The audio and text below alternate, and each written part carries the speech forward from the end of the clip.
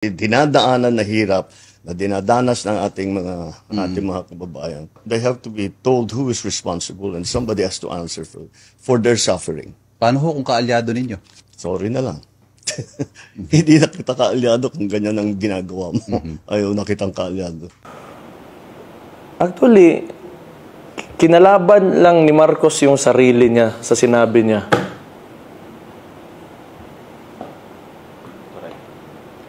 Pero kaya nga nakakalito talaga. Nakakalito talaga, and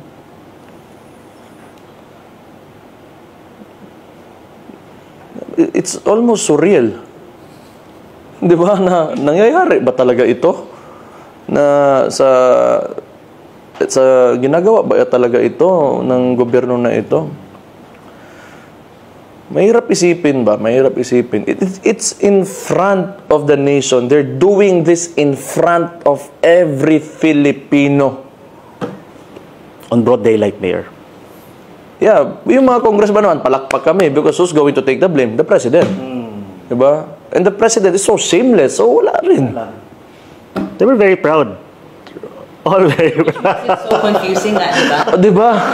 Sila naman nag-allocate ng budget. You would expect na he's talking to the congressman first. But then the congressman, study ovation sila, nasaya sila. So, sino ba dapat talaga yung receiver ng message si President? Kayo. Was he talking to himself? Or was he talking to the congressman? Was he talking to the two men in his back? Sino ba talaga yung tinutukoy ni Mr. President? Following the President's lead, this is indeed a historic first, because transparency is not just a value, it is a weapon against corruption.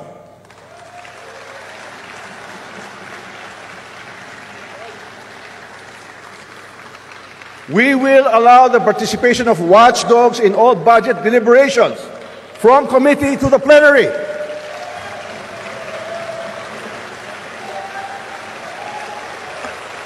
Hindi lang natin bubuksan ng Kongreso para sa mga mamamayan at magbabantay ng budget. Mapapanood din nila ang lahat ng diskusyon sa telebisyon at sa mga social media platforms. We will strengthen our oversight functions and conduct mid-year performance reviews of all agencies. We heard the President's SONA, and we take to heart his call, his frustration even, about the lingering shadow of corruption in our institutions. As Speaker, I share his concern and I accept his challenge, not with defensiveness but with determination. This is why the House of Representatives will launch a comprehensive congressional review of all infrastructure projects and fund implementation. We will investigate ghost projects, bloated contracts, chronic underspending, and abuse of discretion in fund realignment and procurement. We will propose legislation that requires real-time public reporting of project progress, fund use, mandatory performance standards for contractors and agencies, and a national infrastructure audit framework to prevent the misuse of funds. The House will take the lead in building strong public accountability mechanisms, because our good governance is our duty, not our defense.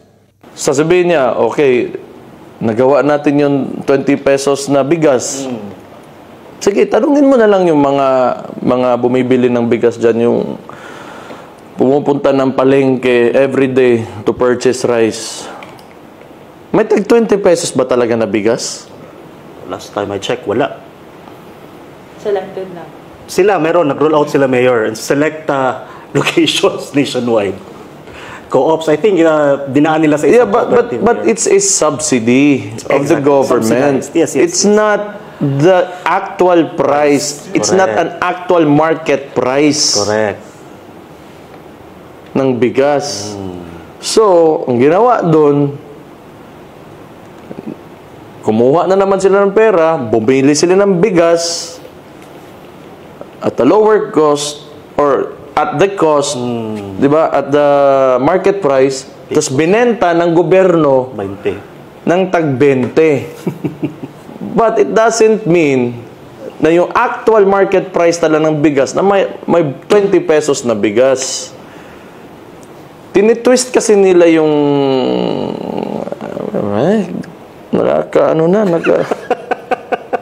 Ginagawa tayong tanga.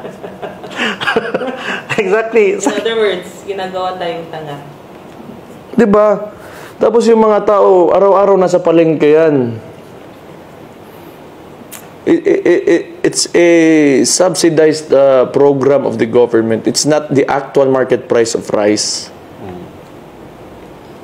Di sige, sabihin natin, nakuha mo yung 20 bigas para lang doon sa i-confine natin sa 20 bigas na sinabi niya.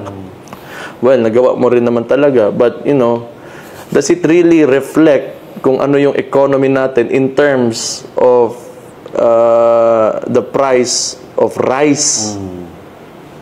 You know, yung actual na mga tao na bumibili talaga ng mahirap talaga. Sumasakit ulo ko pagka iniisip ko. Sakto talaga, Mayor, because I think what the public want is to see this price, the 20 pesos, dyan sa tindahan. No, not through Kadiwa stores or through specific location. Hindi kasi if you really want to subsidize yung bigas, just give it to them for free. Kasi may pera naman talaga. Pero dapat selected na doon kailangan kung sino yung nangangailangan talaga. Ilibre mo na lang yan. But the actual market price, di mo talaga ma-change yan unless you improve the economy. Diba? So how do you improve the economy? Infrastructure. Magsisimula ka talaga dyan so that people can move around, you know, comfortably and freely. So magkakaroon ng economic stimulation. Diba? So, businesses will put up, magkakaroon ng employment, then, people will earn. Di ba? Magkakaroon ng pera yung tao. So, pag may pera yung tao, makakabili sila ng bigas, then, so ngayon, pag may demand, ang tanong dyan, may supply ba? Ang trabaho ng, for example, DA, sabihin mo, how can we, kung ako presidente, how can we lower that? So we need to have supply. The only way you can bring down the price is to have enough supply higher than the demand. Ganun mo makukuha yung 20 pesos na bigas. So hindi yung bibili ka ng bigas from somewhere using the government's money, then, you know, turn it into a program, tapos sasabihin mo, 20 pesos yan na bigas. That's different from the actual market price. And it's not sustainable, Mayor. I do not know. Hindi ko naman alam. Sobrang laki ng gobyerno natin. If you really just focus on that and spend all the money just to you know, provide The 20 pesos. 20 peso per kilo rice, I do not know kung sustainable ba siya. But for sure, resources and money is scarce. Hindi yan infinite resource. So, may masasakripisyo ka talaga dyan. You have to get a portion of the budget from somewhere else to, you know, gagawin mo yung programa na yan. So, ano yan eh, kailangan mong may masakripisyo ka talaga dyan ang department. Ito, walang budget mo na ngayon kasi ilalagay ko sa food terminal ba? Yung ano nila? Yung kwento pala dito, Mayor, is si Food Terminal Inc., which is a GOCC, no? Sila ang nag-subsidize. Tag 29 pesos per kilo talaga yung bigas, but sinubsidize nila yung 9 para 20 na lang na ibenta nila. So, gumastos tayo. So, ayun nga, tama nga sabi mo, it's a subsidy. Yeah. Nagbayad nun, tao pa rin. Tao pa din, correct. Tax pa din yun. Di ba yung ano, kasi kung gusto mo talaga, o sige, kung presidente ka, sabi mo, agriculture from the very start, siya yung nag-upo na as parang OIC. OIC sa Department of Agriculture. Eh di sana, naglagay ka ng nagpagawa ka ng maraming palayan dyan, Then you tell the farmers to magtanim ng so that may supply tayo. Pag marami tayong supply ng bigas, more than the demand, then bababa yung presyo ng bigas. Pero yan, it's subsidy ng government yan. Iba yun. That's a different thing. Sinabi niya lang yun para masabi niya, nagawa namin yung But, bakit? Kanina, kayo dyan, yung nangikinig ngayon, nung pumunta kayo ng palengke kanina or nung Sunday, bakit? 20 pesos ba yung bigas na nabili niyo per kilo?